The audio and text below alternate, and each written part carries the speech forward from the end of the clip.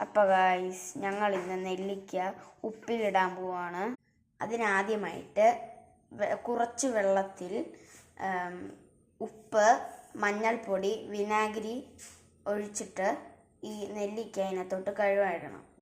അതിനുശേഷം തിളച്ച വെള്ളത്തിലേക്ക് ആവശ്യത്തിനുള്ള ഉപ്പും കാന്താരിയും ഇട്ട് തണുക്കാൻ വെക്കണം. വെള്ളം തണുത്ത് കഴിഞ്ഞിട്ട് ഈ നെല്ലിക്ക ഈ ഗ്ലാസ് ബൗളിലോട്ട് ഇടണം.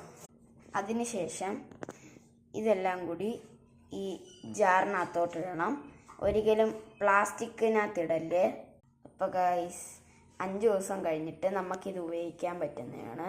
അപ്പോൾ ഗൈസ്, വെള്ളം ചൂടായിരിക്കുമ്പം ഒരിക്കലും ഈ നെല്ലിക്ക ഇടല്. ഈ നെല്ലിക്കയിൽ വൈറ്റമിൻ സി നഷ്ടപ്പെടും.